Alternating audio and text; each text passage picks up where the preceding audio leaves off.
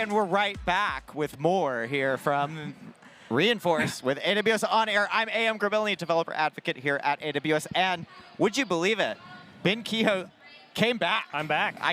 I thought you would never come back. Well, you came back for Farah, not for me. Came back for Farah. Of course. And I brought another Ben. Hi. Oh, we're surrounded by Bens. I know. I think our names are Ben now, too. Yeah, sorry. I'm Ben Grabelny. Ben Campbell. And you're Ben Campbell. We're all Bens here. We've been... You're in out? the Council of Bens now. Yeah, We've benned. exactly. Yeah, we've been hanging out. All right, so new Ben. Hi, nice Tell to us be about here. yourself. I'm Ben Bridts. I work at a company called Cloudar. We're a premier consulting partner, so we do everything AWS and only the AWS. So from reselling, consulting, managed services, and everything in between. I love it. Old Ben. Old Ben. I'm Ben Kehoe. Old Ben Kenobi down there. I'm an AWS Serverless Hero. There you go. There you go. Okay, so we're here to talk about, we talked earlier, Ben, with Chris about why devs should care about security. That's true, they should. Which we, actually, I thought we established they shouldn't. I'm just kidding. Of course, they should. Absolutely. And Farah is looking at me with horror on her face, going like, what? No, yeah, of course. We're at a conference all about why security is important. Is that so what this is for? It is. Oh, all right. Well, look at me. I'm embarrassed now. No, so continuing on in that same thread, right? We mentioned this earlier in the first session too. Infrastructure as code plays a huge part. Yeah, you teed that up really well back then. Shift left. I know. I didn't do it so well this time because I said devs shouldn't care about security when they obviously should.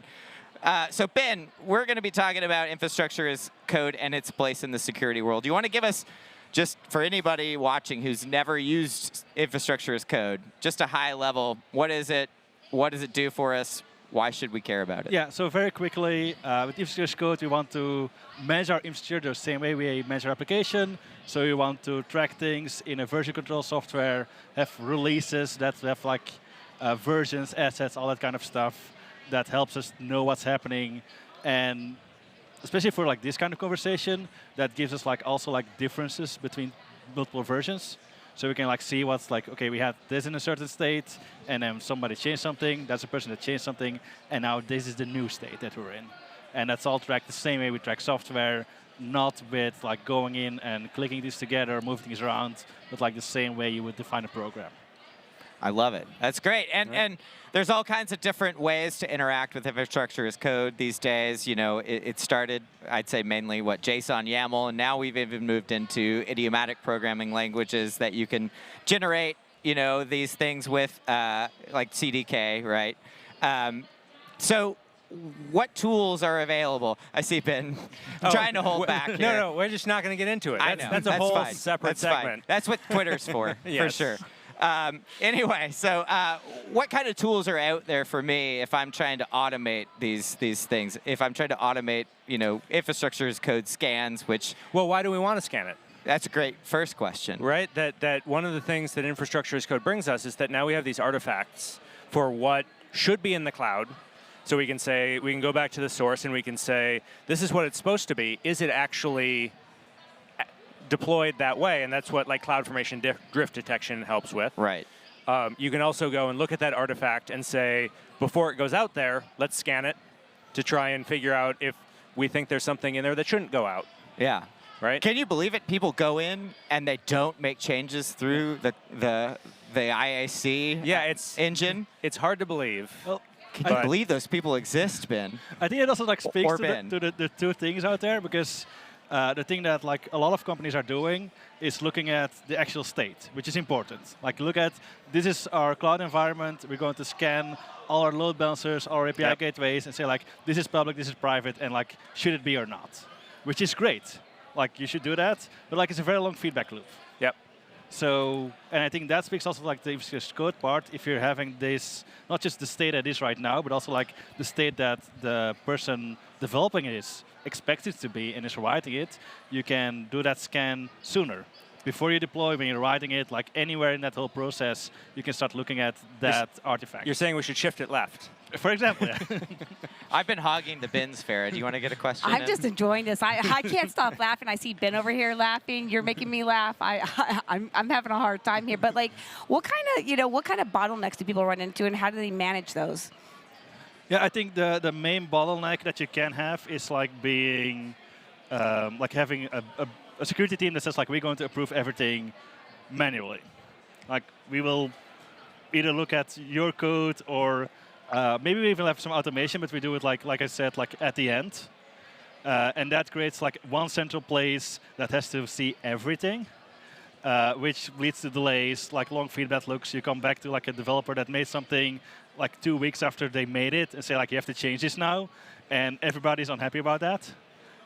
So like shifting left is like, I know it's a buzzword, but like it is a thing that helps with that. Like putting that. We were talking about it earlier. Yeah. Ben, I found that most people are unhappy about a lot of things a lot of the time, no matter what you do. Yeah. You know, and you'll never guess Ben K down there, who's here Who is here? in chat. In chat, it's Richard. Oh, It's it Richard. is. Yes. He has told us the only tool we need is CDK. I'm sure he would say that. He doesn't even mean it. He just wants to get my goat. He wounds you. He wounds you, Ben. He knows exactly how. He does. Me too. He knows us so well. He knows all our weaknesses. Yes. Okay, so we started getting into.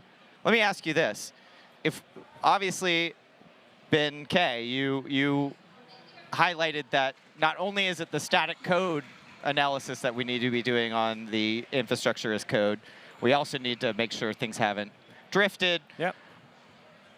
Where do these things fit into like a CI/CD pipeline? Like at what point am I scanning the static assets? At what point am I going, hey, what's the diff between the static and the what's deployed? I mean, kind of as far out to the opposite ends as possible. Okay. Right? The things that you can do before on the what it should be, you want to do as early as possible to get that feedback loop with the developers. Yeah.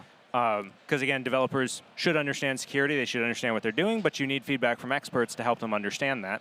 That drift it should be ongoing, right? Even outside of CI/CD. And that's the point. Is the scanning of what actually is needs to be ongoing. Needs to be. You need to check, right? You need to check that the actual thing you have is correct. Right. Because if you've checked what it should be, but you don't know that what it is what it should be, then everything is lost. that was quite the thread there. Yes. I loved it. But I know what you mean. Yeah. I don't know if the audience does. No, I know. It's, you know. I don't know what you mean. I didn't understand that. Like the deployed system, right, is what is the existing system that is doing the behavior that you want to make sure is secure. Yeah. Right? And so you have to check what it is in fact, right, out on the deployed system, scanning your real resources. And you can only do that, you want to do that all the time to make sure that it continues to be correct and all of that. And you want to do it after it's been deployed, right? The things that you check before it's deployed are, well, we think this is what it will look like at the end of the pipeline, but things can go wrong, and it can be different from that.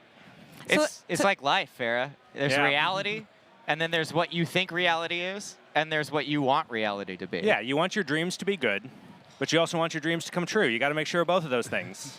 Ben, you make all my dreams come true. I just say my dream came here true today. I'm on the Council of Bens, and that never happened. I'm on the Council of Bens, and this has never happened before. We're honorary Bens today, aren't we? Wow.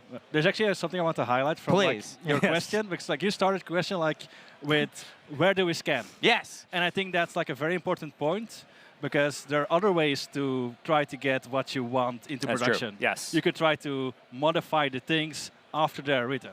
And I think it's like a very important thing to, at least in my opinion, not do that. Immutable, right? No. That's the term that I hear, or are you talking about something different? I'm talking about like you could have like your Inforce code that somebody has written. Got it. And then say, I'm going to change that before it's deployed. Yes. Got it. So you want the artifact to be immutable. Yes. Yes. But like you could do that in a pipe. Like you could have like a program that changes the code, right? That's not good. Yes. Yeah. Because then you lose the developer or application developer or whoever is writing that code.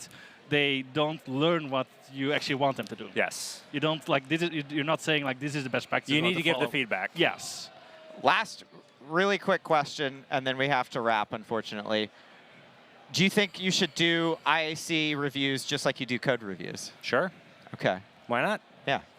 Yeah, there are lots of things to say about how you do code reviews in general. Well, yeah. But I think the same thing applies to both of them. Infrastructure is code. Infrastructure reviews is code reviews. I love it. Same deal. There we go. Okay, Farrah, we got to get out of here, unfortunately. Our time on the Ben Council has ended. Can we keep our names? Like our real names? Or No, our new names. Ben Games. That's up to you. They're all. yours to keep. All right, so we will continue being Ben for the rest of the day, maybe the rest of the week, maybe the rest of the year, and we'll be back with more content just for you.